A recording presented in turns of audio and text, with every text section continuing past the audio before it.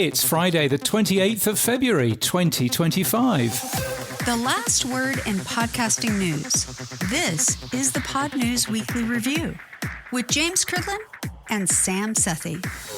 I'm James Cridland, the editor of Pod News. And I'm Sam Sethi, the CEO of TruthFans. Coming up, we're entering a partnership with creators. We're not just a platform. That's where we're different, right? Morten Strunger from Podimo on why the company is successful and growing, and how can you make content that isn't just good, but content that is truly appealing to that target audience, but it's also building your brand and is in sync with your brand's expectations at the same time. Jay Nacklis from Coleman Insights talking about Pod Predictor, their new tool to test your show before it launches. And Apple makes it easier to claim your podcast. YouTube says over 1 billion people watch podcast content monthly. Listen Note says AI be gone. And happy 4th birthday to Spotify Hi-Fi. If only we knew where it was. This podcast is sponsored by Buzzsprout with a tool, support, and community to ensure you keep podcasting. Start podcasting, keep podcasting with Buzzsprout.com. From your daily newsletter, the Pod News Weekly Review. Right, James. It's not only Spotify's 4th birthday for Hi-Fi, but can you imagine if Steve Jobs was still alive? He would have been 70 this week. 70. Well, there's a thing. One thing I would say is that I miss Steve Jobs because I think there would have been a device or application that he would have delivered. I still hear from Apple people saying, I wonder what Steve Jobs would do. They'd still reference him, you know. It's like the ghost of Jobs. Yes, he was on, Johnny Ive was on Desert Island Discs, if you go and find that particular podcast, and he was there talking about what would Steve Jobs do.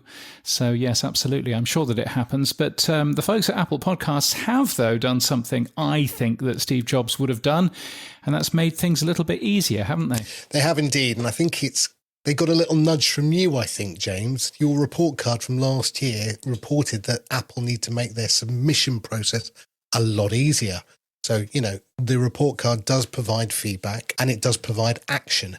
So, yes, they've tried to make it easy. You can now claim your show, but they've done it in a unique way. How have they done it? Yeah, so they're actually supporting Podcasting 2.0 again. There's a Claim Your Show tool, which allows you to transfer show ownership from one account to another. That uses the Podcast TXT feature to put a token within a podcaster's RSS feed. Rather peculiarly, they've also got their own tag as well, but they are supporting the Podcast TXT tag. No idea why they've got 2 duplicate tags in there. Doesn't make any sense at all. But certainly using that Podcast TXT tag is a good thing, I think. Didn't they? I thought they had the TXT already. I think they're just using it now for this verification. So the way that you claim your show in Apple Podcasts Connect, and we'll get onto why this is important in just a second, but the way that you claim your show is Apple Podcasts will say, put this code into your RSS feed, ideally in the Podcast TXT tag, and it'll be a 6-figure number or something. And so you put it in there, and hey presto, as soon as Apple sees that, it knows that you have access to that particular podcast, and hey presto, it's yours. So that's really cool and really super. Why that's particularly helpful is that Apple have dropped the requirement to have an Apple account if you're going to submit a show. So you can now submit a show if you're with a participating podcast host. You can now just press one button and it submits it for you, which is very cool. So there are some good podcast hosts in there, including our sponsor Buzzsprout. And of course, then later on, you might want to claim that show in Apple Podcasts Connect to see some of the numbers as well. So very cool. It's got rid of 2 of the big bugbears that the Pod News report card kicked up last year. And I think that's essentially what the report card is there for. It's there to make it easier for somebody who's product manager, for example, for Apple Podcasts, to basically go, look, here's all of the evidence that we need to fix this particular problem. Let's go and fix it. Please, could I have some engineering resource to go and fix it? And so the Pod News report tag is a really useful tool for that sort of thing. Does this mean that they're building on delegated delivery? Is it part of that similar function? So now you've got the ability to verify the podcast And through delegated delivery, are the hosts doing this, or is it a separate function? Yeah, so far as I'm aware, it's just a separate function. Hosts like Buzzsprout and many others have a way of submitting a new show to Apple Podcasts through an API. So that's easy and simple and straightforward. And then this tag as well, which allows them to actually check that you do have access to that particular show.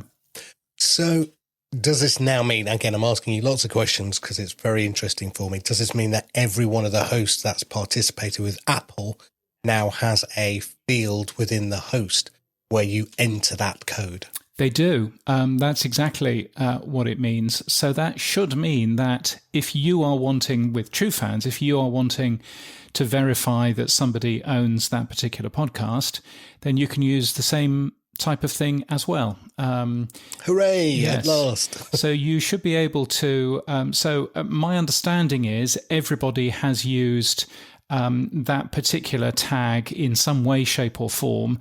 I think Apple, to be fair, just looks through the entire RSS feed for that particular code. So you'll notice with some shows, for example, if you have a look at their copyright information, then there's a weird 6-figure code in there because at some point they've used it in there instead. So I think that's really what's going on. But using the podcast TXT field means that it's hidden away and means that nobody gets to see that random code. But it is just a really simple way of just proving that you own that particular show. So that's the way forward. So it should mean that anybody else can actually do that same sort of thing as well. We are working with one host to try and make this work. I did work with Tom Rossi a couple of years ago to try and get this to work. And I'm not blaming Tom. Tom came up with the same process for doing this. I wasn't ready, and I think Tom wasn't that interested, if I'm honest. And so the whole thing fell apart. But I'm glad to see that it's working. And if you now have all these hosts using that field and updating the RSS feed, then we should be able to do the same thing, which is really nice. Cool. I'm very happy. But now, one of the things that came out of that, I had a discussion with another host this week, and it was on the back of Mark Asquith's post, which was last week, has podcasting 2.0 failed? And of course, the answer is no. But he then actually said, why should hosts care about podcasting 2.0? What's in it for them? And I went, I'm sorry, what are you on about? And he said, well, all the tags that are added benefit the apps, but where's the benefit for the hosts? What do you think? Oh, well, that's an interesting viewpoint, isn't it? Yes, I mean, all of the tags benefit the listener, if we're going to be strictly accurate. So either the listener or the creator.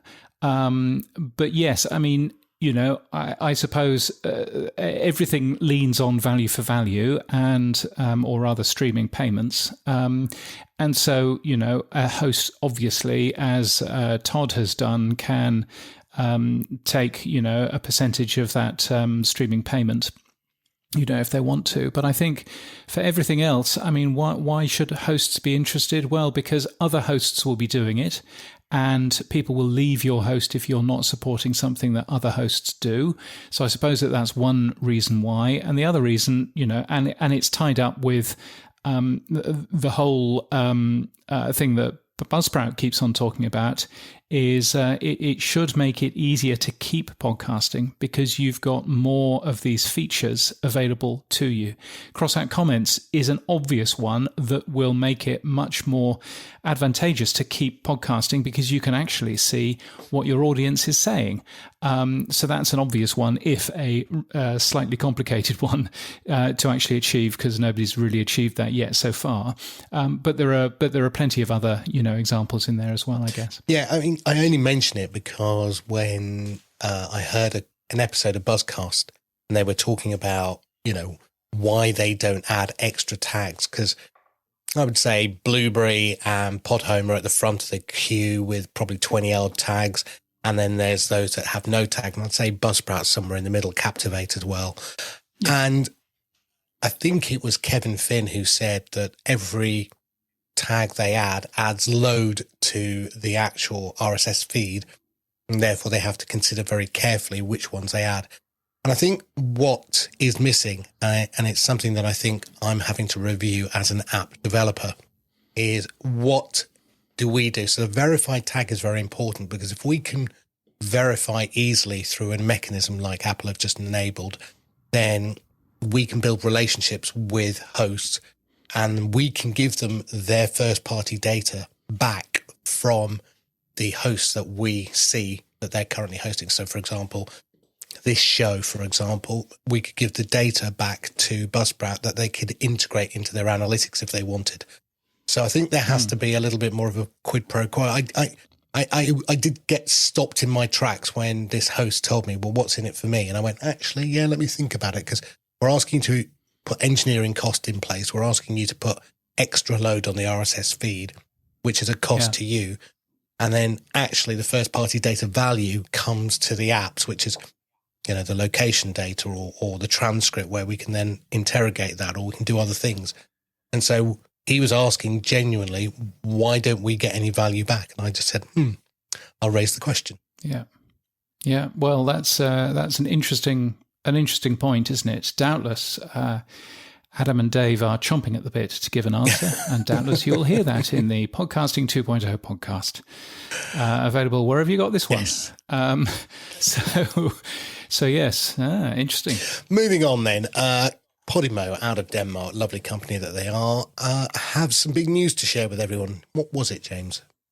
Yes, they do. Fantastic news. And I mean, quite apart from anything else, that company which sells access to its podcasts, it's a podcast subscription company. It also does audiobooks as well. They said that they were profitable in 3 of their markets. They operate in Europe and in Latin America. But you spoke to the CEO, Morten Strunger, and you started off by asking, why was it a good day? And does your good news have something to do with 1 million?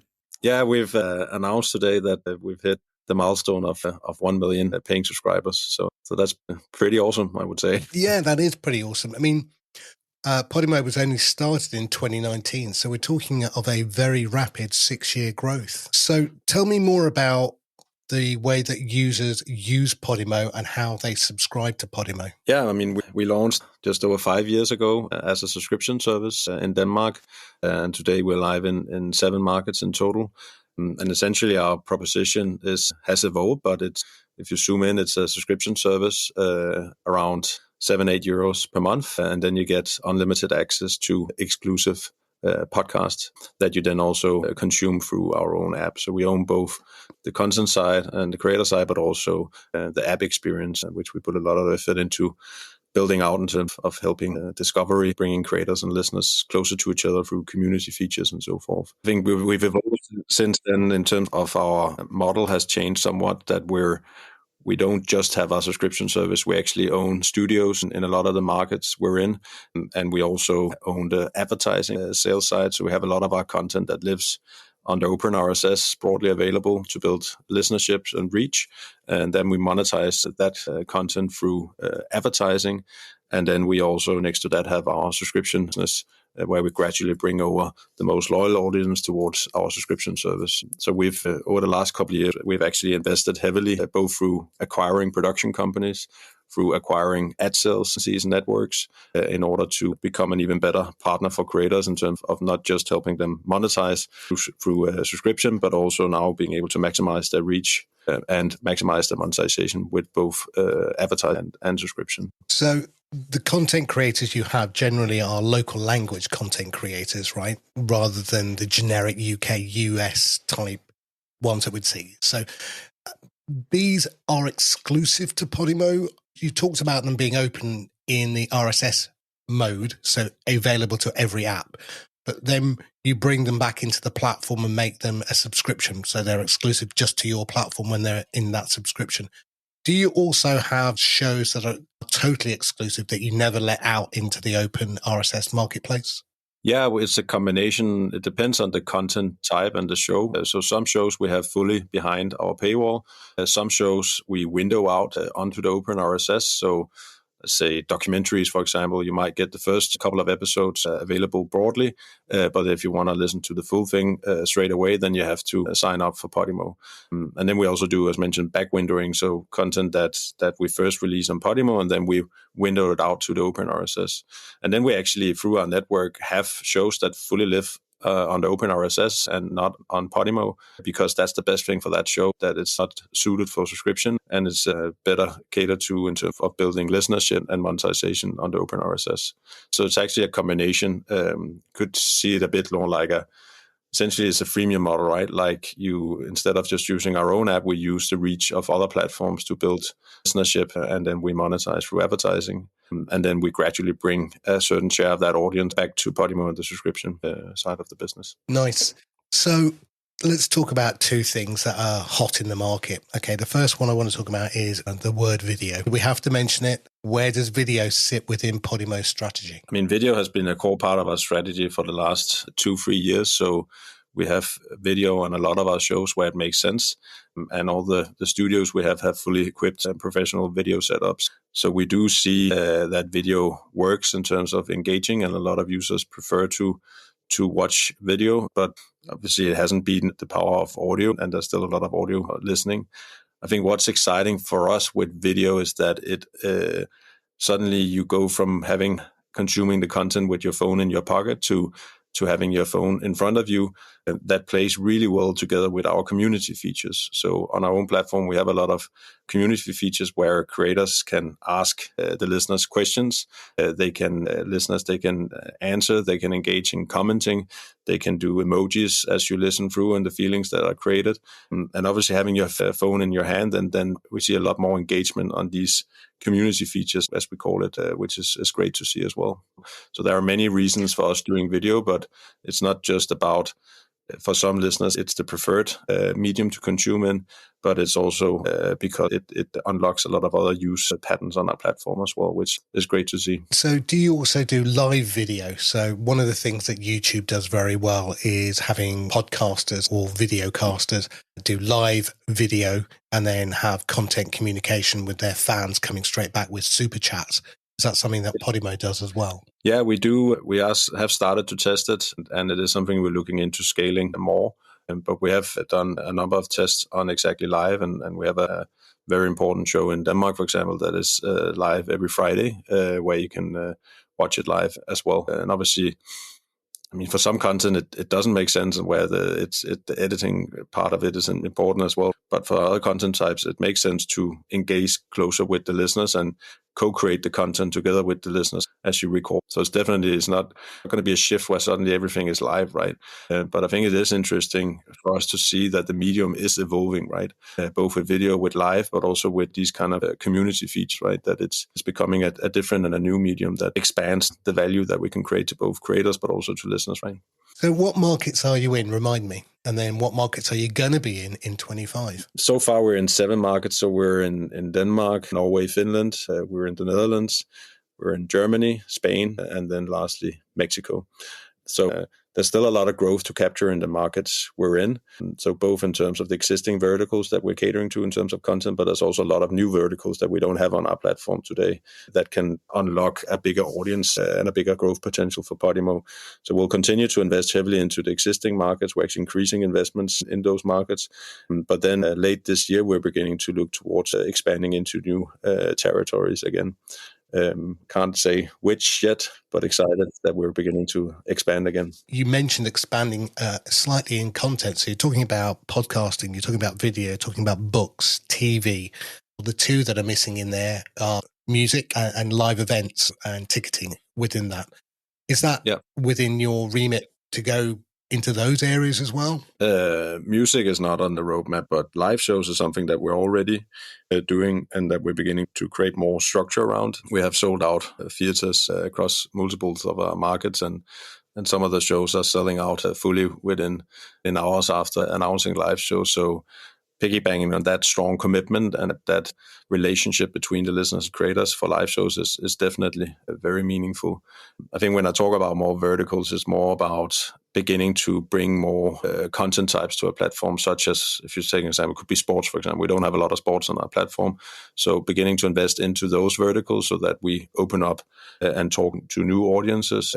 Fiction is a category that I have a strong belief in. I mean, fiction don't exist in short form, really, right? Why doesn't it? I mean, we spend an enormous amount of time consuming fiction when we turn on the TV or we open a book, right? But it's because the ecosystem hasn't been in place to allow for investments into those kind of content verticals. Kids content is something that we're also looking into. So there's a lot of verticals that haven't found their way into short form audio and podcasting that I think we can help bring to market as well. Will you be on the acquisition hunt? Are you going to be acquiring more companies? I think we're very proactive in that and actually saying, yes, we are. It is part of our core strategy to do more M&A, and it's fully aligned with our board and our investors as well. We've done 2 acquisitions last year that have worked out really well and are trying to identify more acquisitions, both in the markets we're already in, but also for launching new markets. It might make sense to get to scale faster through acquisition. So both technology acquisitions within the field, but primarily production companies, IP and ad networks is something that we're looking very much into.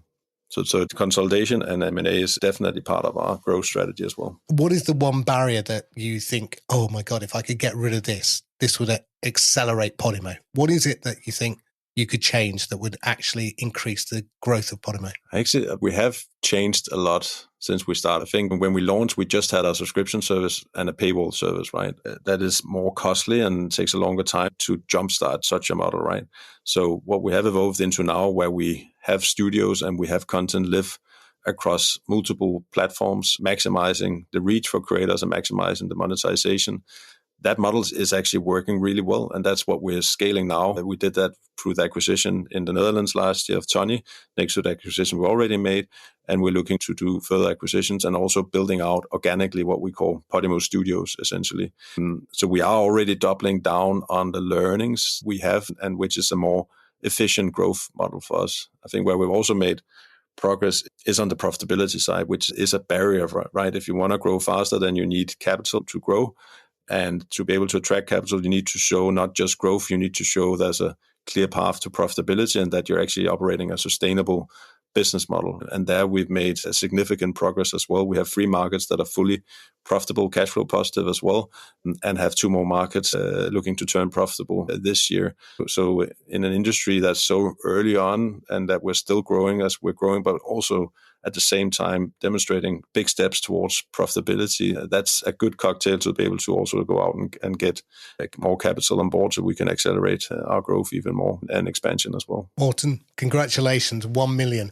It's a massive achievement. Well done. It feels really good, at least. It's really good. Thanks a lot. The Pod News Weekly Review with Buzzsprout. Start podcasting, keep podcasting. Morten Strunger from Podimo. And fascinating looking at the differences between the European podcast market, where Podimo clearly doing very well in terms of paid for podcasts. And there was some data not so long ago out of Sweden, which seemed to show that 1 in 10 podcast listeners are paying for a podcast subscription, which I thought was really interesting as well. Yes, very good. His company seems to be doing very well. Yeah, I love this model. They're a host, they're an app, they are doing freemium podcasts, they're doing paid podcasts, they're doing multi-language, they've got their own advertising studios, they've got their Podimo studio for creating unique content. I think, they've got the recipe now. If you listen to Morten, we're profitable here, and you can hear in his voice, they're going back for money. They're going back to the VCs and they're going to get a ton more money. They raised 75 million first time round, which is a truckload of money, and I think they're going to go and raise a bigger amount now. This is quite exciting. No, they're doing very well, and great to be in a position where you can go back to your investors and go, look, we're already making money in these markets already. Let's have some more money so that we can launch into additional ones. Of course, the big nuts to crack is the UK, the US. Frankly, any English-speaking any English-speaking market. So any of those will be really interesting to see if they move into. But it's doing great guns, and really difficult if you're launching in lots of different markets that speak lots of different languages as well. It's a question I really didn't ask you last week. We talked about Wondery pulling out of Mexico, and I didn't really say why. I mean, has the Mexican market tanked or something? Because one of the big markets for Podimo is Mexico. One of the big pod markets for RSS.com is Mexico. So why is Wondery pulling out of Mexico? Yeah, a great question. My suspicion is that Wondery is just wanting to focus. And, I think if you are going to launch in a big country like Mexico, you need to have the focus to actually make that work. And either you've got the management focus and you don't mind spending, 1 day out of 5 on Mexico, which is still a relatively small market, or you don't. But I think that's probably one of the reasons why. Now, related to this, I heard an interview this week with the CEO, Jack Conte from Patreon. He was on the Colin and Samir show, and I'm not being hyperbolic. I think this is possibly the best podcast interview I've heard in the last couple of years about the future of podcasting and the way you make revenue. It was just minute after minute with information that I thought, I'm in this industry, and yet I'm still learning constantly through this interview. And I think I've heard it about 4 times so far. It's that good. Yeah, you sent me a message on Signal yesterday. Yeah, I did. James, this is possibly the best episode of a podcast I've ever heard on the subject of podcasting and revenue generation. There you go. Link to truefans.fm. Well, I had to give you some way of listening to it. Obviously other podcast apps wouldn't have had it by then. That's quite right. But no, it is on my list, Mr. Sethi. It's on my list. Right. Anyway, I highly recommend it to everyone else as well. Now, YouTube, the old expression is first they ignore you, then they laugh at you, then they fight you, and then you win. That was a Gandhi expression. And it looks like YouTube may be winning, James, because they've announced that they have 1 billion people watching podcasts every month. And the word watch was the critical word that I've sort of picked up on. Yes. So YouTube say more than 1 billion active viewers of podcast content on YouTube in January. So more than 1 billion. So let's put that into context. Spotify, when I saw Spotify crowing how many listeners they had, they were talking about 120 million. That is a tenth of the size of YouTube. So Spotify talking about 120 million. If the data is correct, Apple Podcasts is less than that. So it's less than 120 million. So that is a big number from YouTube. Now, worth remembering, though, a listener to a second of podcast content on YouTube, even if it's just been automatically played to them, and YouTube does an awful lot of automatic plays unless you turn it off, even if you listen to a second of podcast content or watch a second of podcast content, you will automatically be a podcast, a podcast user on that platform. So just bear that in mind, that reach doesn't necessarily translate to time spent. But it does, though, go alongside some of Edison Research's figures that we saw. I was curious as to what a podcast was. Are you curious as to what a podcast is in this data? Well, we're not the only ones. Hernan Lopez did say that, do you know how YouTube defined a podcast for this metric? And I don't know that either. Oh, go on then. I do. I asked. And a YouTube spokesperson told me that the company follows the lead of creators marking a playlist as a podcast when they upload. So basically, if you've ticked that box that says this is a podcast, then you now count in terms of podcasts. Now, I went to have a look at the YouTube podcasts homepage in the US because I thought, well, that might be interesting. It might be worthwhile taking a peek at. So on the YouTube podcast homepage in the US, there is NBC Nightly News. That's a full TV news show. There's PBS NewsHour.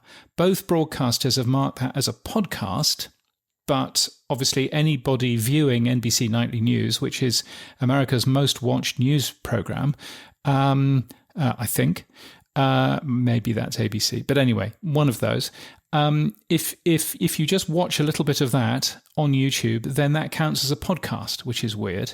But then you have a look and you go, oh, well, there are actually audio podcasts for both NBC Nightly News and PBS NewsHour as well.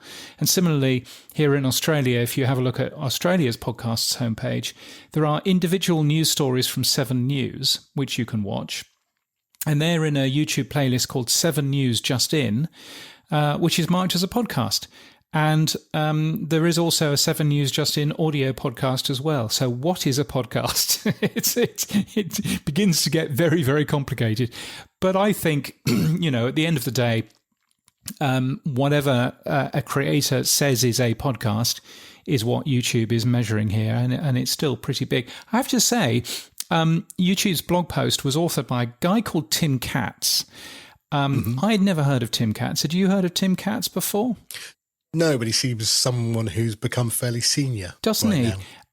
So he describes himself as VP Partnerships Podcasts on that blog post.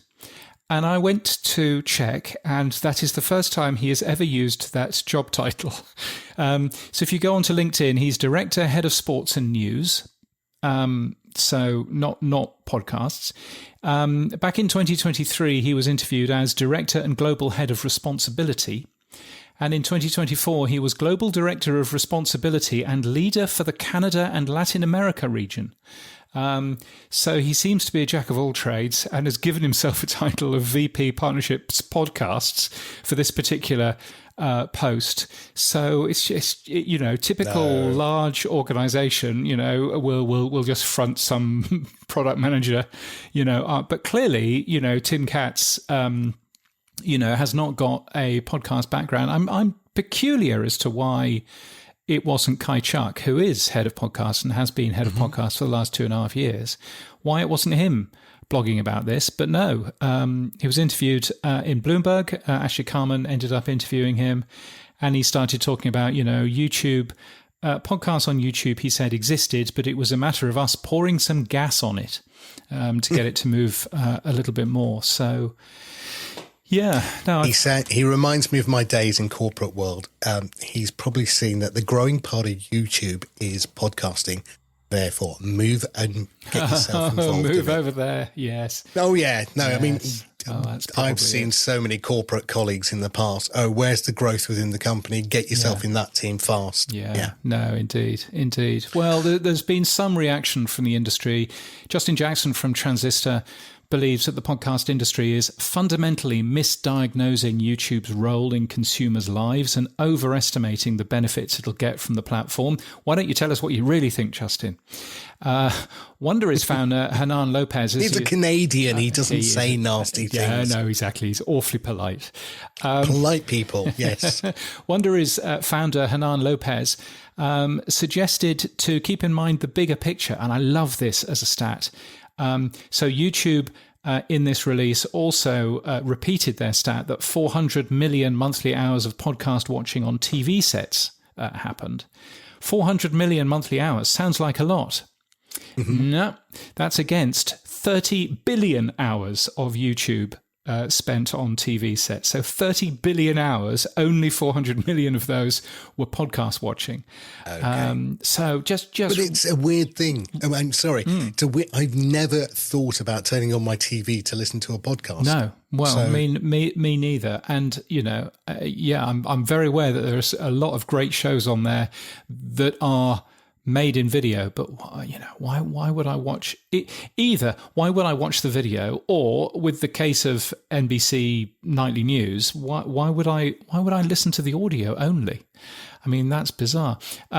So Justin Jackson pouring a little bit of cold water on it, Hernan Lopez pouring a little bit of cold water on it, and then as you may have noticed in the Pod News newsletter yesterday, I quote myself because obviously why not? I was speaking at the podcast show in London back in 2023, And I did say on stage at that point that if YouTube is the only platform out there, it will kill almost every part of the value chain within the podcast industry. It'll kill hosting companies, it'll kill dynamic ad insertion tools, analytics companies, and yes, podcast apps, Mr. Sethi. So we just need to be careful what we wish for, right, I guess. That's it. I'm blocking them. Yes. But a fascinating number that only YouTube could have produced, and significantly bigger than Apple. Although what I would say is I think Apple is still bigger in terms of total downloads of podcasts, because I think that actually, if you were to have a look at all of the individual time spent with a podcast, Apple is probably still up top. And there's some data again from PodTrack back in 2023 that we linked to, which I think really shows how big Apple is in comparison to everybody else. So just worthwhile bearing that in mind too. So James, moving on then, you've got a really interesting interview with a guy called Jay Nacklis. Yes, I do. Yeah, he's from Coleman Insights. Now, Coleman Insights have been advertising their Pod Predictor in the Pod News newsletter for the last couple of months. And you know how sometimes it is when you take a look at some advertising and you go, what actually is that? So I thought I would check in with Jay and find out a little bit more about their tool. It tests your show basically before it launches. So if you're going to throw a bunch of money at a new podcast, then it will actually test and see whether or not you should have, one host or three, or test and see whether or not you should have music in there or what a good title is. It sounds like a good idea. So I called Jay and I said, tell me a bit more about Pod Predictor. Pod Predictor is essentially A/B testing for podcasts. And the idea behind it is, before you go and invest lots of time and energy and money into podcasts, we know that a lot of times podcasters are wrestling with lots of different ideas, right? It's not like one idea comes out of the chute and that's what it's going to be. There's a lot of things that are thrown up against a wall and brainstorming that happens, and what title would be good and how should we pitch it. And that's what Pod Predictor is all about, is before you launch it, it's meant to be pre-launch and test a couple of concepts against each other. The best way that it works is when it's the same show, but different concepts of the same show, right? And so in other words, you've got a news podcast and two different titles, two different ways of pitching it. We tested with 500 podcast consumers of the U.S. And then analyze the results in many different ways. So, the show might cost, tens of thousands of dollars to make if it's a big show, but it makes sense, I think, first to throw the idea in front of people, particularly different types of people, different ethnicities, different ages, just to see what sticks, right? Exactly. And so, we're looking at it overall. We're also looking at it against other podcast concepts.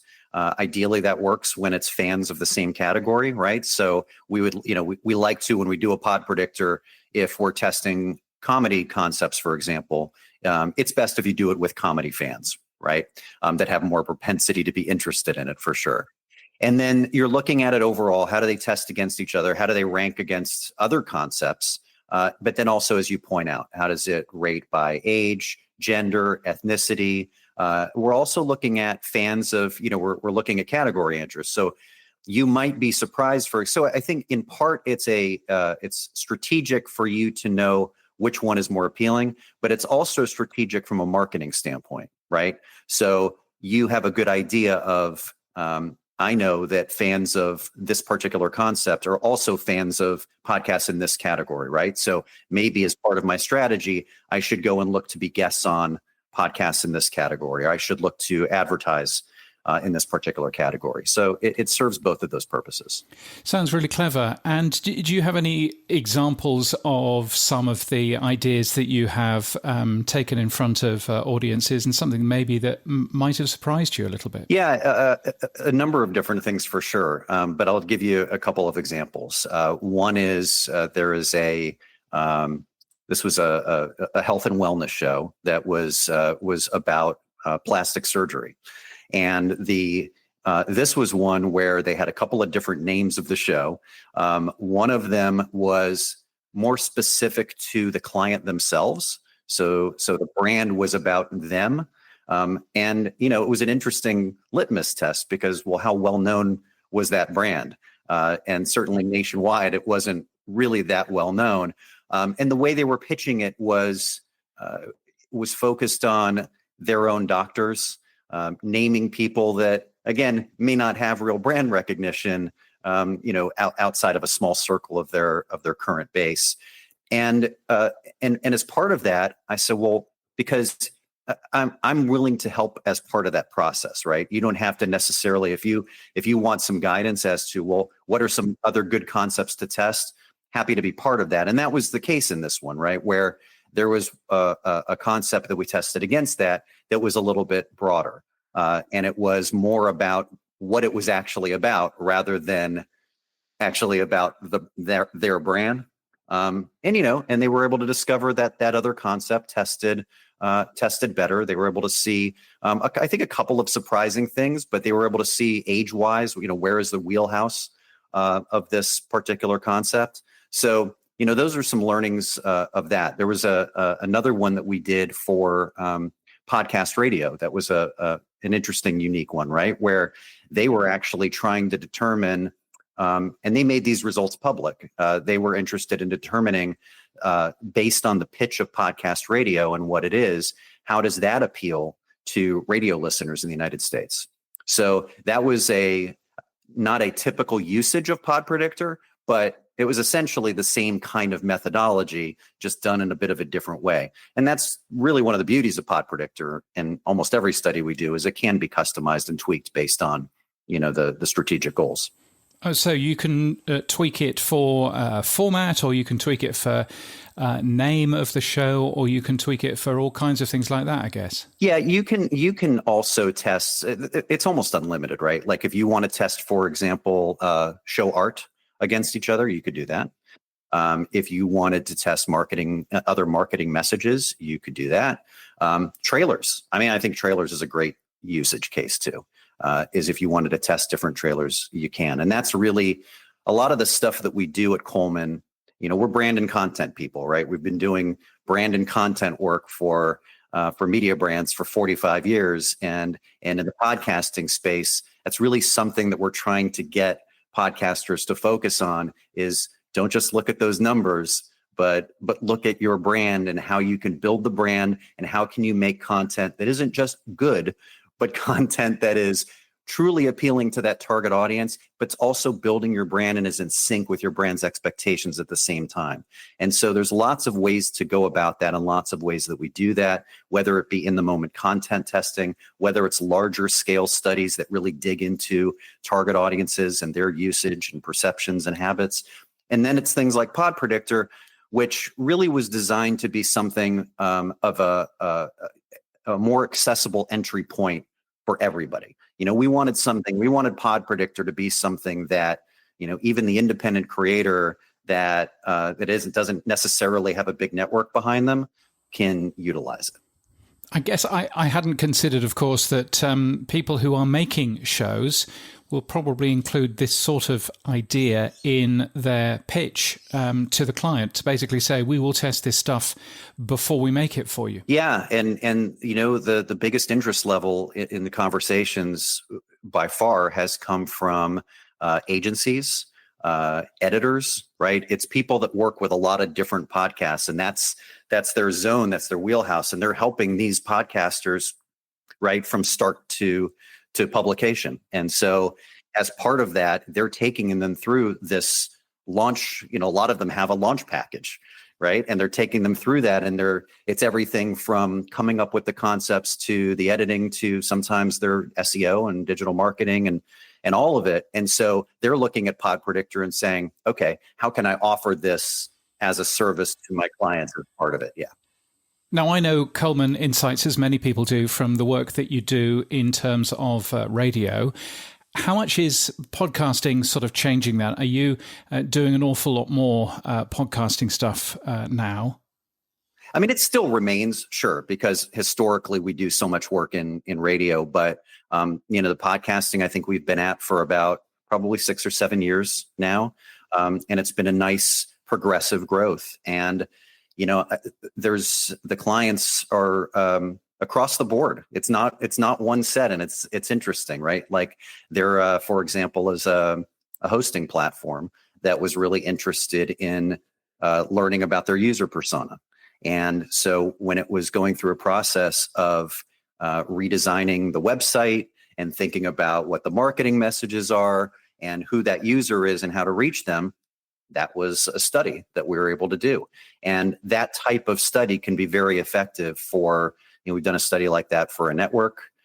We've done a study like that for a branded podcast, where it's trying to really understand who is my target consumer. And I think in branded in particular, that's a really interesting area, because I wrote a blog about this recently, is that you're not just thinking about putting out a podcast and making sure the content is great, but you're talking about a brand that probably is pretty well known, and you've got to make sure that you're thinking about that really strategically. And I sometimes worry about with branded podcasts that they do a podcast because they think they have to, but right. But right, go do a podcast. I think everyone says we should do a podcast. Let's make it part of our marketing plan.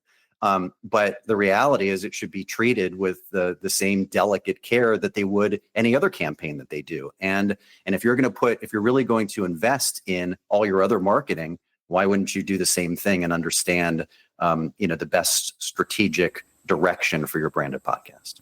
So I guess you've got a website to find out more about Pod Predictor. We do. The website is ColemanInsights.com, and you can learn about Pod Predictor there, and also other types of research that we do for podcasters. Very cool. And are you talking at Evolutions in Chicago in a couple of weeks? Yes, I am. And actually, we'll be doing one of the keynote presentations of a follow-up to a study that we debuted at Podcast Movement in late 2023. So this is about, that one was called The New Rules of Podcasting on YouTube. And so we're going to, at that time, it's really funny, James, to think about the fact that I went back and looked at this to make sure I wasn't crazy. That particular Podcast Movement had one session focused on video podcasting, and it was ours. And then, of course, last year there was 15, and and now everyone's got a track and everything else. But I think it's going to be interesting to see, because we're going at it at a few different angles. I think last time the study was really focused on understanding where video plays in the full funnel. This time we're going to probe in a much deeper way video podcasting, but we're also doing it from the creator side, which I think is going to be an interesting angle, because we want to not just see how consumers' habits have changed over the last year and a half, but I also want to see how creators are wrestling with this, and because there's so much for them to think about, and whether or not it's worthwhile, and whether or not the investment of time and money is worth it, and where should I put it, and is it just a trend or is it here to stay? All these things, and that's going to be part of this presentation and study, which I'm excited about. Jay, thank you so much for your time. I appreciate it today. Thank you, James. I appreciate it. Jay Nacklis from Coleman Insights talking about Pod Predictor, and as you just heard, he will be at Evolutions in Chicago, talking talking about YouTube and talking about more stuff about that. So that'll be a thrill. What we should do, Sam, is we should have a little jingle that says, "And now more news about YouTube." Oh, great! Yeah, exactly. I was going to say we've got one for Spotify. Correct. We need one for YouTube. Absolutely. I was going to say that interview with Jay was interesting, because I think we reported many months ago that Flight Studio, Diary of a CEO, use a predictor tool as well in a very similar way. They have a panel of people who listen to the long form of the show before it goes out, and then they give feedback using the space bar and visual indicators to say where they found the show interesting. That's where they clip it all up, and then that's how they put it out. Again, I think it's very interesting that people are building tools to do pre-testing before launch. Yeah, no, indeed. And, they know, Coleman Insights know, as I said, they've worked in the radio business. They know an awful lot about this kind of stuff. So they're very good at testing formats and things. And so, why wouldn't they jump into the podcast space? But they've been in that space for a number of years now, and they seem to do that very well. Time to whiz around the world, James. Off to Sweden first. What's happening there? Yes, so Sweden, guess what? Podcasting is continuing to grow. Who knew? That's according to new data from... It's cold. It's not surprising. It gets nice there. It gets nice there. I had a very good time there when I was there in November. But yes, according to new data from Dagens Media, Acast is very big. Swedish Radio, obviously, very big. It's the big public service broadcaster there. Podspace is the podcast hosting company which is growing fastest. It's up 23% year on year. I was sent this by a man who I then discovered is an advisor to Podspace. So therefore, of course, they would highlight that, wouldn't they? But doing his job. But Podspace was one of the two non-US podcast hosting companies that was in Apple's announcement as well, which I thought was interesting. The other one, OSHA. So Sweden, everything is going gangbusters, which is nice. Audio Chuck, things going on in the US. Audio Chuck has received $40 million in investment from the Chernin Group. The company's already turning profit of $45 million last year. You kind of wonder why they want $40 million in investment if they've already just made 45 million last year. But it's the VC game, James. Is it? Yeah, you play the VC game. So you go, you show profitability, you set a value for the company, you then go and get investment to ratify that value. So now the value is, 150 million. And then you go, right, now that the company's worth 150 million because we've got a 40 million investment, let's go and raise another round again. Now it's 300 million. Let's do the IPO. Now it's $500 million. Oh, look, we're all happy, and the investors take their money out, and then everyone is all happy and rosy and goes home. Nice. It's a game. It's just a game. Yes. Well, there you go. It's yes. Ashley's looking to expand her staff to 130. Wow. I know, which is quite a thing. Now, I don't really know this guy, Dan Bongino, but I clearly hear from many other people that he's quite famous. So, but he's joining Donald Trump to do something. He is. He's joining Donald Trump. So Dan Bongino had Donald Trump on his podcast before the election. It's a pretty big deal in that he does a show which does, relatively well, 322,000 downloads per episode, according to one tool that I have access to.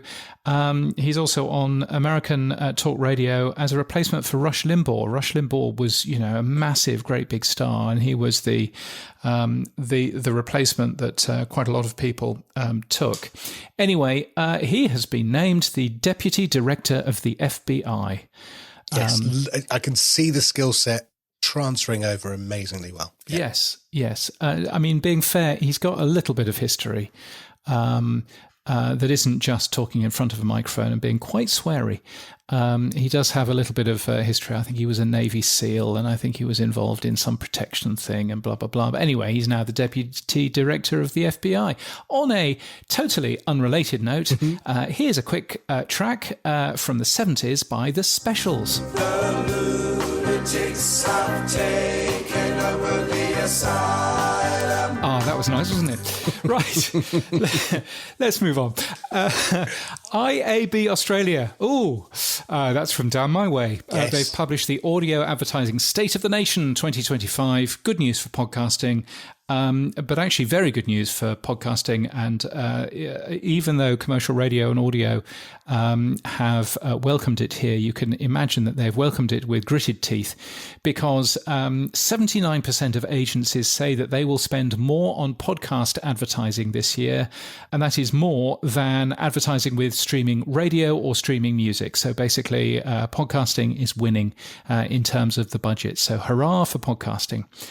Is what I say. There was a big IAB audio conference this week in Sydney. There'll be a big IAB audio conference next week in Melbourne. I'm going to neither of them, but there we are.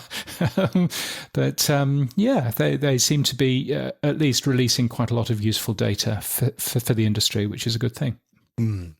Now, one of the things you predicted in the UK, James, has come true. What is it? Yes, the BBC is to close BBC Sounds. That's its music radio podcast app for international users.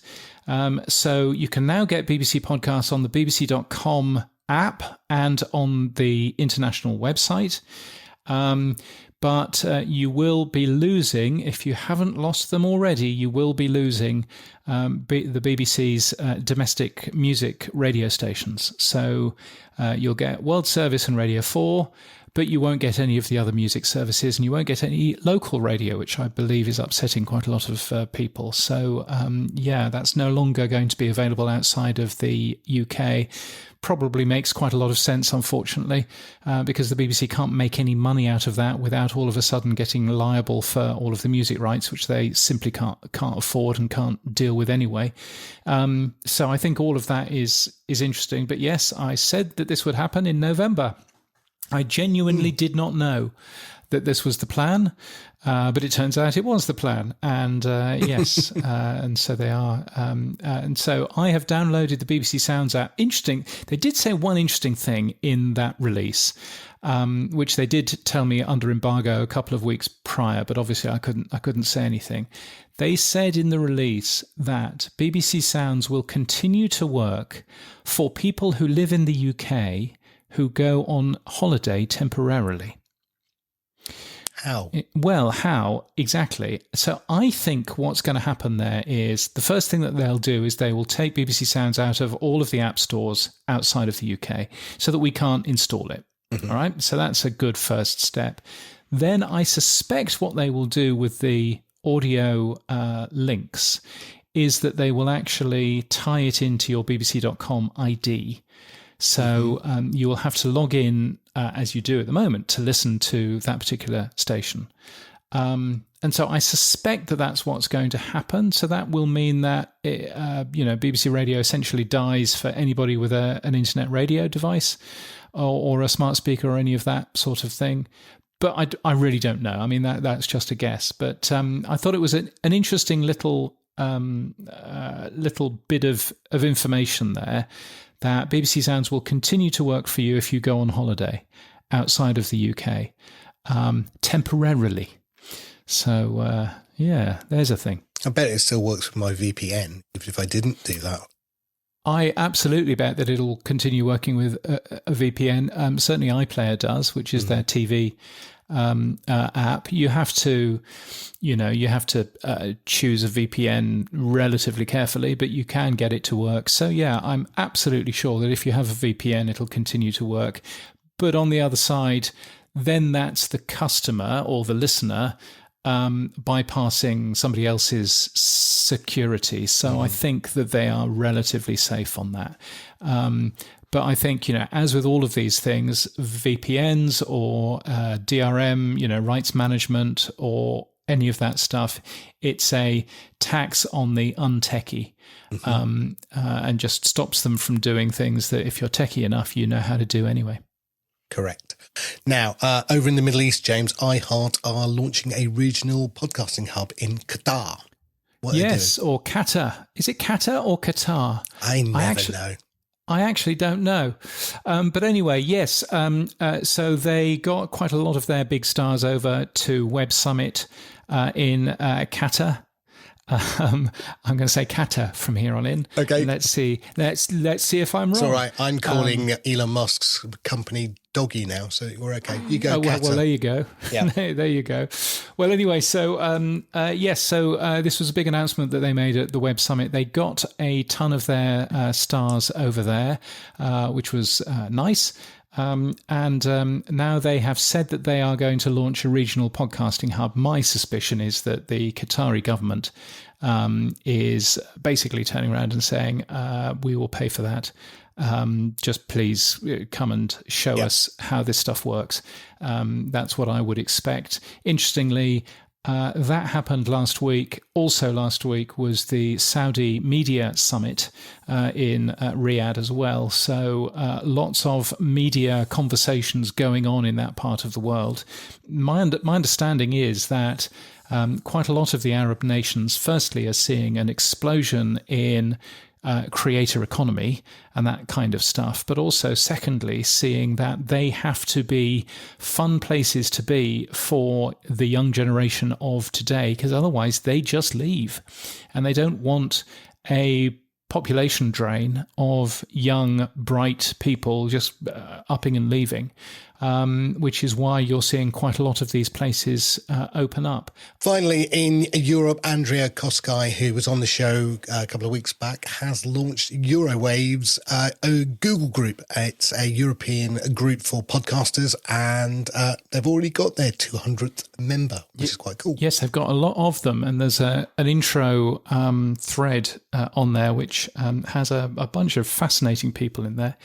Yes, worthwhile taking a peek at if you are in any way interested in podcasting in Europe. And talking about that, there's a free radio and podcast festival in a place called Ascoli Piceno in Italy. It's called Dire Fare Ascoltare, which is just fantastic, which I think means say, make and listen. And it's a free radio and podcast festival, April the 5th to the 6th. In case you happen to be in Italy, I believe it's somewhere near Rome, is Ascoli Piceno. So I was going to say those Italian classes you were talking about last week at school seem to be working then. Beautifully announced. Yes, well, we'll see. But I've probably pronounced that entirely wrong. But anyway, yes, so if you want to go to that, then podnews.net/events is where to go and take a peek. People News on the Pod News Weekly Review. Yes, people news. Kim Curtin has been hired as head of podcast partnerships at Nova Entertainment in Australia. I remember being in the Qantas lounge in Singapore and somebody rushing up and saying, "You're James from Pod News, aren't you? How exciting." And it was Kim. So, slightly embarrassing. Once only in my life, but I enjoyed the moment, yes. Yes, so that was fun. Actually, I seem to remember it was on the way into the lounge.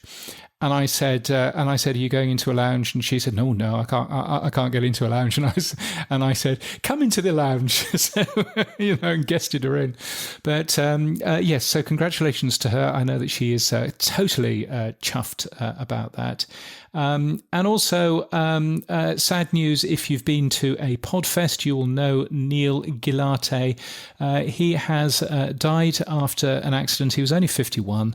Wow. He directed the podcast documentary film The Messengers, which is, of course, a Dave Jackson thing. It's got lots of people in there, Harry Duran and all kinds of other people.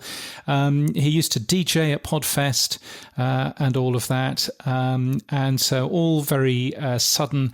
There's a GoFundMe page for his wife and his daughter if you want to go and help, and you'll find that linked from the Pod News newsletter this week. Moving on then, James. Awards and events. The British Podcast Awards are back, James. What are they doing this time? Yes, they are going to be at Indigo at the O2, which is the nightclub in the Millennium Dome, as I would call it, because I'm old. Back for the 9th year. I understand getting quite a lot of flack for being very expensive to enter. But I think that's where you are with the British Podcast Awards. One of the things that I did notice was quite interesting is that they have 3 new categories, one of those being video innovation. And if that doesn't point to the future of podcasting, what does? It celebrates outstanding visual podcasting, including editing, production, and audience engagement in video format. So there we are. Sponsored by YouTube, probably. Well, who knows? But yes, so it's a decent awards. It's been going for 9 years now, and yes, it'll be rather fun. I've been to Indigo at the O2.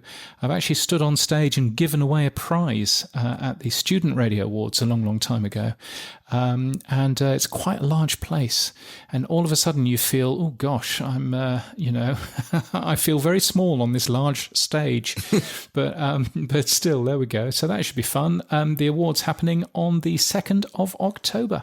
Now, iHeart, who we just talked about briefly, has announced the return of the Black Effect Podcast Festival, which is going to take place in Atlanta in the USA on April 26th. Yes, and before that, of course, Evolutions on the 31st of March and on in Chicago in the US. I will be there kicking off one of the days and looking forward to doing that. So that should be good. But what's your thing? How's your thing going? Because I see here a very beautiful looking leaflet which has podcast show branding on it, as well as PodCamp London. This is very exciting, Sam. Well, I didn't produce it. That's even more exciting. That's what I love. Yes. So a quick update. Why have I not been pushing it harder? The reason is we had a venue, and that venue now has fallen through. So I've got a conversation with somebody else. So once that's secured, I'll then start announcing a lot more. But we have some great sponsors. We have Captivate, Acast, and also Podcast Movement. And if you want to sponsor us, please contact me. But Julie Costello is bringing over Ainsley Costello, and there's a whole bunch of other people. There's going to be an event at Dingwalls, which is very exciting, a concert. Very similar to the ones they did in Nashville. It'll be live broadcast on all the Podcasting 2.0 apps as well. And the whole thing is coming together very nicely. And Julie's pulling together all of the bits and pieces to do with that concert. I've been talking to a number of well-known Podcasting 2.0 apps and hosts about speaking at the event, and they've all pretty much said yes. So that's very exciting. So I'll be putting panels together and announcing that probably in the next couple of weeks. Very cool. So yeah, it's all coming together. Yes, all coming together. The thing that I like the most here is in this, which is probably a mock-up schedule, but the mock-up schedule says at 5 o'clock in the afternoon, cocktails and questions. Okay. Sounds good. So questions get better as the cocktails get better. Yes. So remind us, it's the 20th of May, so it's 2.0, 20th of May. See what we did there. PodCamp in London, and the website address podcamp.live? Podcamp.live or podcamp2.live, both work, yes. There you go. It's almost as if you've done this before. Yeah. The tech stuff on the Pod News Weekly Review. Yes, it's the stuff you'll find every Monday in the Pod News newsletter. Here's where Sam talks technology. Pod 2, our friend Russell, what's he up to? Well, he had a new player called PlayerPod, which I've never heard of, so I had to look it up. And they were basically making too many requests to his servers. They were making, from the app, they have set 100 downloads for every episode that they can get their hands on. And that's their default. So Russell was getting, I think, gigs and gigs and gigs of data requests. And he was like, who's doing this? And it's costing him a lot of money. So he said, look, he reached out to them, and I don't think they're quite interested. So he's had to ban them, which I think is quite, harsh. But, he said, look, I can't, I've been polite. I've gone to them. I've said, your app requires or sets a default download of 100 episodes. I don't know why you're doing that. And they haven't changed. So when you subscribe to a new show, it downloads 100 episodes of that new show instantly. Even if you don't need more than 3, let's say. That's not brilliant. Although weirdly, that was exactly what Apple Podcasts was doing prior to iOS 17. So maybe they've learnt from the best. Yes.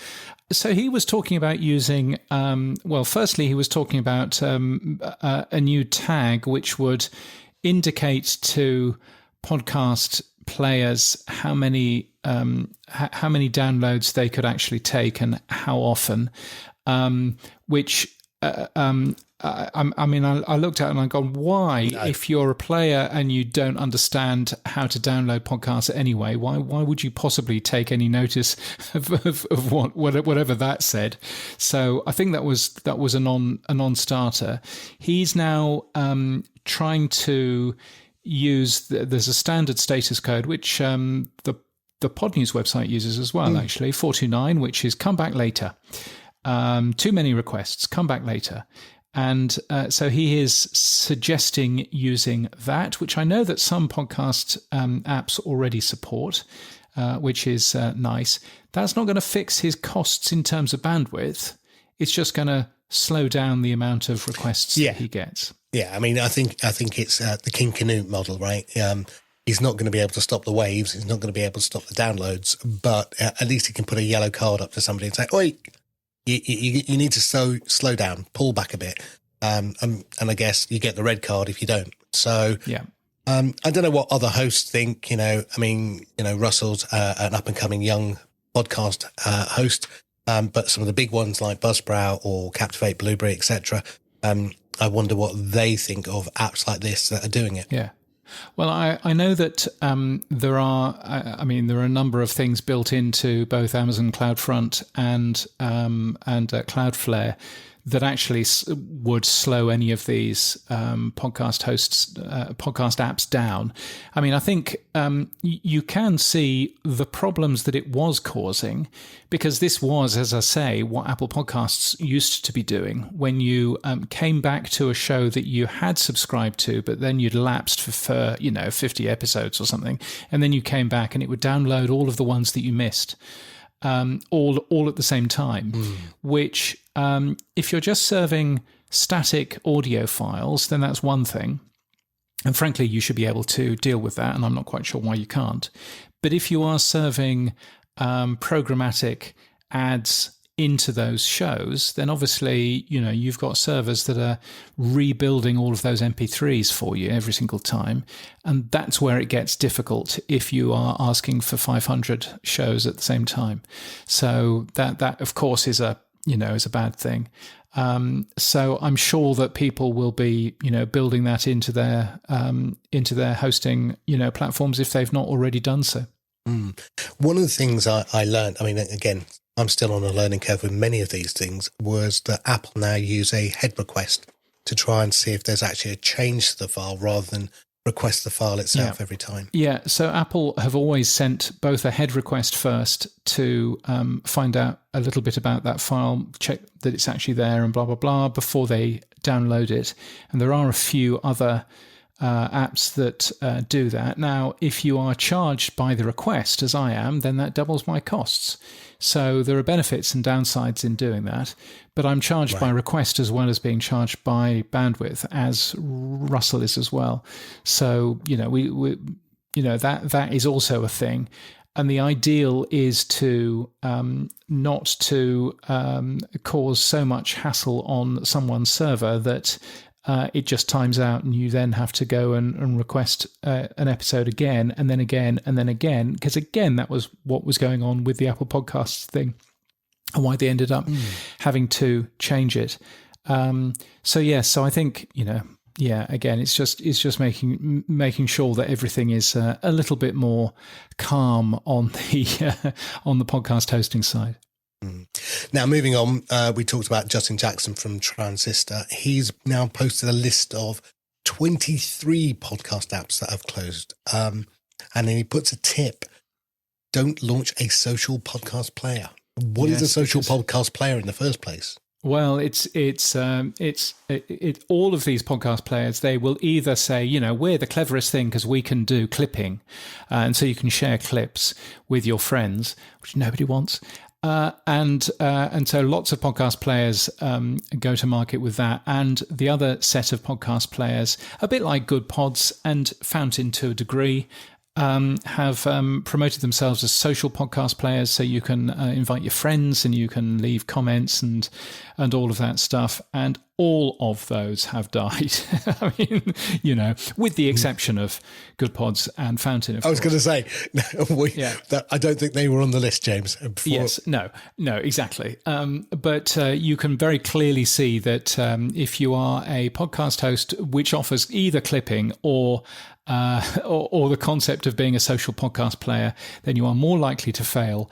23 podcast apps in there that have closed. One of them, of course, Google Play Music, which was only a podcast app in the US and in Canada, I notice. And there was also a little mention of Google Listen. Now, I've been chatting to the person that invented Google Listen, or one of the people that invented Google Listen. I've learned some amazing things about Google Listen. And so at some point when I've got enough time to sit and write the article, I will be writing an article about Google Listen, the best podcast app that we never had, genuinely. Because my goodness, it was capable. The ideas behind it were so great, but it was a typical piece of Google 10% time that never really moved forward to anything else, but actually was Google's first attempt at YouTube, would you believe?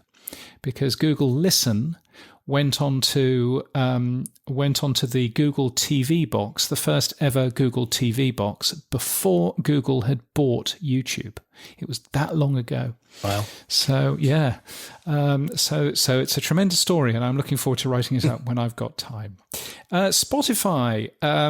We'll whisk through this so we don't have to play that jingle. But 4 years ago this week, Spotify announced Spotify Hi-Fi. Still the largest resolved mystery of our time. What is going on with Spotify Hi-Fi? I don't know. I mean, we can surmise that it's licensing. We can surmise that they want to increase the price and they're saving it for last. I don't know. But I mean, YouTube, Amazon, Apple all offer high quality audio already. I don't really get a sight or sound of why they wouldn't do it. Well, I did read something on the internet a couple of days ago, and I thought, oh well, maybe this is it. It's a product which they are launching relatively soon, called Spotify Music Pro. It's a new premium tier called Spotify Music Pro. It was reported in Bloomberg, actually, which will introduce, in inverted commas, CD quality audio. What does that mean? Something it first promised back in 2021. And so, yes, and so it does look as if they've actually dropped the name Spotify Hi-Fi completely. They're calling it Spotify Music Pro. And instead of Spotify Premium being $12 a month, it's now going to cost you $18 a month to get Spotify Music Pro. Which seems to me something that I would not buy, to be honest. But still, there we go. Well, Daniel Ek was crowing about something called Spotify Singles this week, which I'd never come across. He said back in 2016, we launched Spotify Singles, a music series where artists reimagine their own songs and record one-of-a-kind covers. And it's now passing its 10 years and 10 billion streams. And I went, I've never even heard of Spotify Singles, let alone played one. I do remember Spotify recording their own stuff because they used to have a band area in London. I know that, and clearly they've got a band area in LA as well. And it's a great way, of course, for them to have cheaper music. Because all of a sudden, with a Spotify single that you record, Coldplay singing Yellow again, then you don't have to pay EMI for the record company, because the record company, you've got rid of the record company because it's your own recording.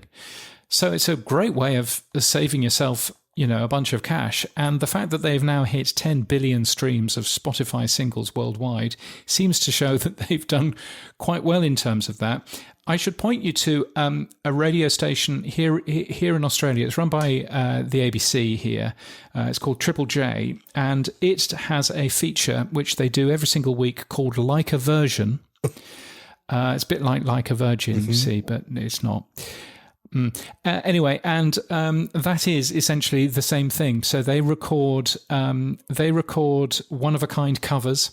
And so it's a band that recording another song that and that does incredibly well on YouTube, incredibly well in various other places. And again, real opportunity because you own the masters. So, yeah.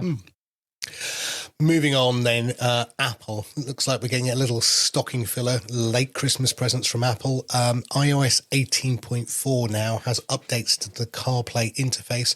Not the ones that I thought they were going to bring out. The exciting news is they're now allowed to have a third row of apps on the home screen. Well, that's exciting, isn't it? Apple CarPlay, apparently on some cars you can say whether you want the little buttons to the left of the screen or to the right of the screen. On my car, it doesn't have that setting and it just chooses it at random. So sometimes the buttons are on the left, sometimes they're on the right. Good old Chinese software. That's what you need. Apple also adding a few new things, apparently from the Podcasts app. I don't know where you've got this information from, because I'm just pointing out that, of course, I'm being a good boy and I'm not reporting on the betas, because nobody reports on the betas because you're not supposed to. Apart from the whole of the bloody internet. I'm reading this. Apart from the whole of the internet, yes. I know, exactly. There are also, hilariously, 2 new Australian voices for Siri. In 18.4. One of them is called Kylie, one of them is called Jason. Hilarious. No, actually they aren't, but I thought I'd leave that in there for you. But they do have 2 Australian voices, yes. Now, moving on swiftly, and swiftly being the core word. Gordon Firemark, friend of the show, who's the podcast lawyer. I don't normally listen to his podcast, sorry, Gordon, but it is very much about legal issues. But the current issue, episode 177, was quite interesting because all about AI law.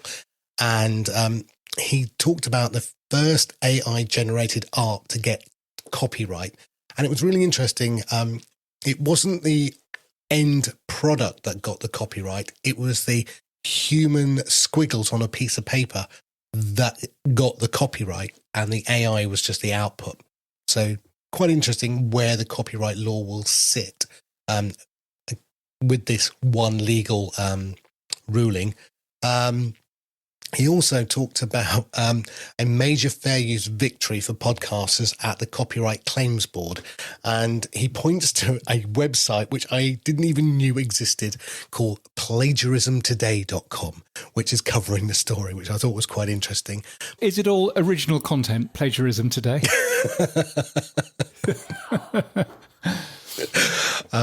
Very good.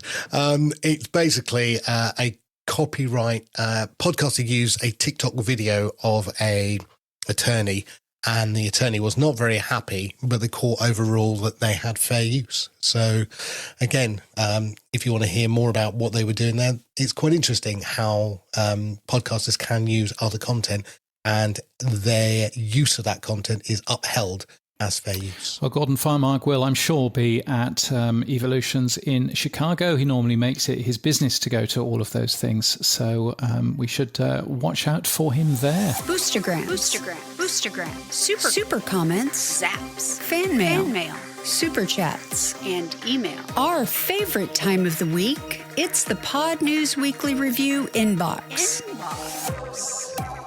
Yes, it's our favourite time of the week. There are so many different ways to get in touch with us. There's fan mail by using the link in our show notes, or super comments on True Fans, boosts, or email. And yes, and basically any of those. We've got some messages here, haven't we, through Blue Sky. Yes. What's the first message here? Well, you enabled Blue Sky through the social interact tag onto your website, so now you're picking up these comments, and it's John Spurlock with a tip: don't launch a social podcast player. Yes, he's joining in with Justin Jackson. So yes. Note to self: do not launch a social podcast player. Right, all those features coming out. He said, perhaps it's time to come to terms with the fact that although many podcasters say they want social podcast apps, almost no listeners do. Podcast listening is inherently antisocial. Live streams, on the other hand, I guess, are different. Yeah. Yes. No, he is absolutely correct. Danny Brown also left a Blue Sky message. This is why podcasters also need to be listeners of podcasts. I've seen a lot say they don't bother, which is fine if that's your preference, but you just miss out on a lot of insights and listener preferences by doing so. Being just a podcaster skews the bigger picture view. He's replying to John there, I would guess. But yes, absolutely. I'm always flabbergasted by people in radio who I meet who don't listen to the radio. It seems bizarre. And people who make podcasts that don't listen to podcasts. I'm always absolutely flabbergasted by that. You can also send... Or CEOs of podcast companies that don't have a podcast studio app or headphones. Yes. Correct. And I think, yes, there is definitely an article in that, which at some point I will write, which is which of the CEOs who work in podcasting actually make a podcast for themselves. Because I'm always astonished by who doesn't. We've had a number of boosts and things. A row of ducks from anonymous podcast guru user. That's a good name you've got there.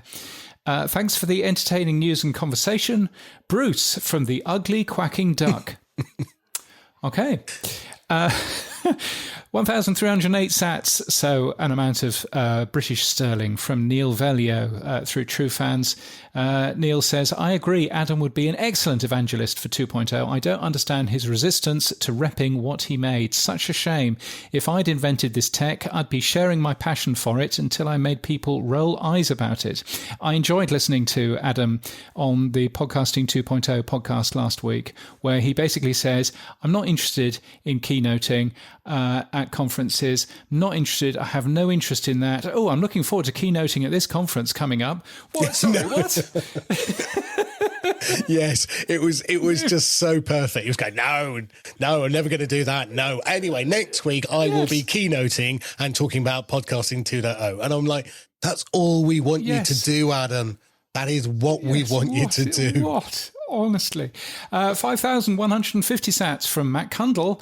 I think we mentioned his Sound Up podcast in the Pod News Daily. He sent us a boost that just said cheers, which is nice. And that is it for those. What's the phrase? I've reached the delimiter. Yes, and thank you. I think the bottom of the barrel is the other word you're looking for. It. And thank you to our stupendous 16, who will be number 17. Will it be you, dear listener? You can go to weekly.podnews.net and we would love to see you as a power supporter, as our 17th power supporter. You can be in there for just $3 a month. I mean, you spend more on that on coffee. That would be a lovely thing. Anyway, the 16 that we currently have are Cameron Moll, Marshall Brown, Matt Medeiros, Mike Hamilton, Dave Jackson, Rachel Corbett, Cy Jobling, David Marsell, Jim James, Rocky Thomas, Neil Velio, Ms. Eileen Smith, Claire Waite Brown, John McDermott, James Burt, and the late bloomer actor. And number 17 could be you, weekly.podnews.net. Go on, you know you want to. So what's happened for you quickly, Sam? Yes, yes, quickly. Right, we continued with our exercise in moving to cross-out comments. So we had Blue Sky in and out last week, very similar to what you did with Pod News Weekly and what Transistor did. Yes. We've added Twitter now, and so you can auto post if you choose to Blue Sky, Twitter, and ActivityPub clients like Mastodon. So if you're a Nazi, you can still use TrueFans. Good news, everybody. No. I have to say, you'll hear in a minute that it's going to be the last thing we do with Twitter because they want to charge $10,000 for the API access per month. Per month. Wow. So, yes, you can take your API and stick it where it doesn't shine, Mr. Elon Musk. Wow. Yes. Gosh, there's a thing. I'll explain that in a second. We also, so the image that you can see in the show notes, James, is actually the image of Pod News Daily in X that I was listening to. So you get all the very nice. listen time, percent completed, and the value I paid as well, and a link back to it. So yeah, that's what we did. As I said, Queen Alonia of Gilead, as I'm going to now call him, wants $10,000 a month just to use a single feature. Yes. We built 2 years ago a really cool tool which would allow you to authorize your account on X we would then pull in your followers and you could then invite them to True Fans. And it worked beautifully, but it was too early. So we sort of parked it away and we thought, right, we're pretty much ready to start that feature again. So I told Mo, my CTO, let's put it back. That feature's been moved to the enterprise API version, as I say, $10,000 a month. So you won't be doing that. Gosh. Do you know? You've been saying Gilead. Now this is the third week in a row that you've been talking about Gilead. At some point, I am going to have to come clean and say I have no idea what you're talking about. Gilead is the Gilead is the name of the place for Handmaid's Tale, where they took away women's rights. Aren't you yes? Gosh, aren't you the well-read? So yes, the other things we're doing I think are quite cool. Import export of OPML. Finally, we needed to do that, and that was quite useful. And now you can highlight text in a transcript and then just save that in a private note, or even start a blog post. So again, using the transcript for more than just reading along with it.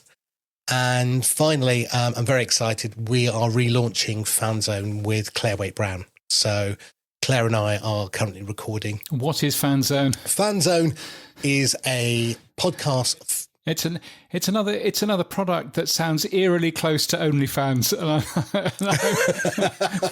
and I'm just wondering what it is. It's a podcast. Well, that's all right then. Well, I'm going to be using that picture of me in a mankini and seeing how much money I can make from it. Yes. No. So it's a weekly podcast about all things new at True Fans. And yes, you should go and find that in your favourite podcast app. And in YouTube. It will be everywhere. Yes.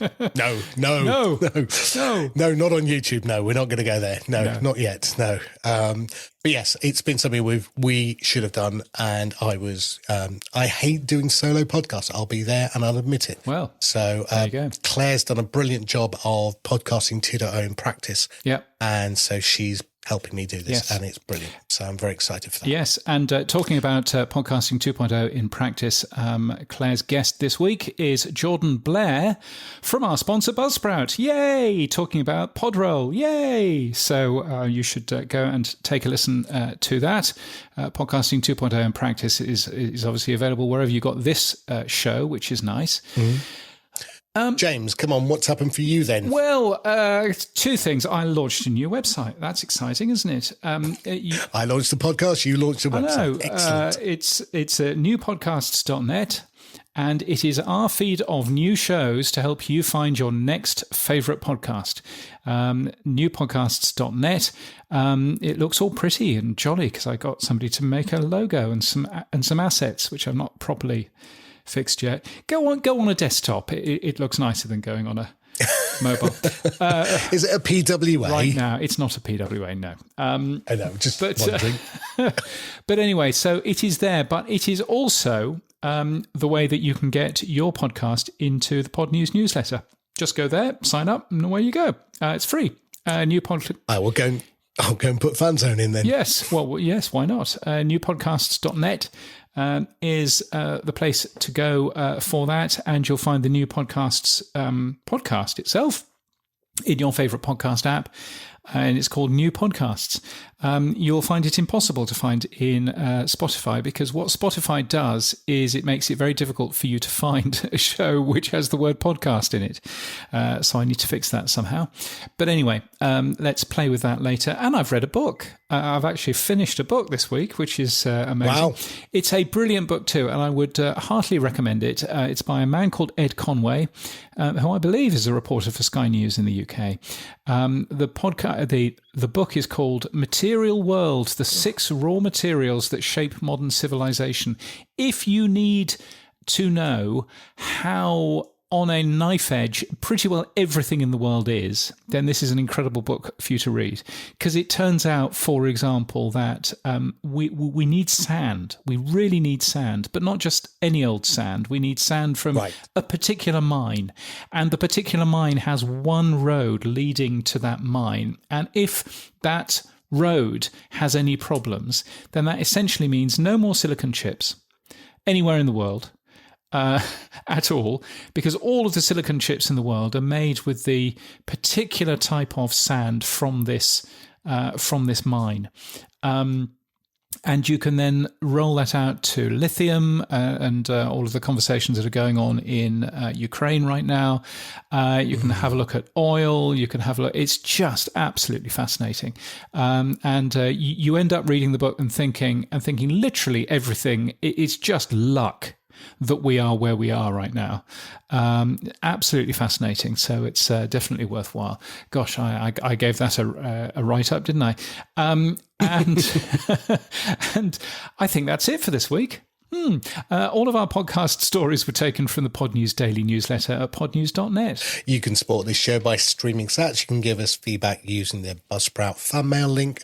In our show notes, you can send us a super comment or a boostergram or become a power supporter like the Sensational 16 at weekly.podnews.net. Yes, please do that in case, because I'm getting bored talking about 16. I would rather talk about 17. Our music is from Studio Dragonfly. Our voiceover is Sheila D. We use Clean Feed for our audio. We edit with Hindenburg, and thank you to Hindenburg founder Nick Dunkley for including this show as one of his top 10 shows. Which I thought was fairly amazing, alongside Radiolab and, other much better shows. And so thank you to him for that. What? Thanks for promoting us. Yes, there you go. And we are hosted and sponsored by Buzzsprout. Start podcasting, keep podcasting. Get updated every day. Subscribe to our newsletter at podnews.net. Tell your friends and grow the show. And support us. The Pod News Weekly Review will return next week. Keep listening.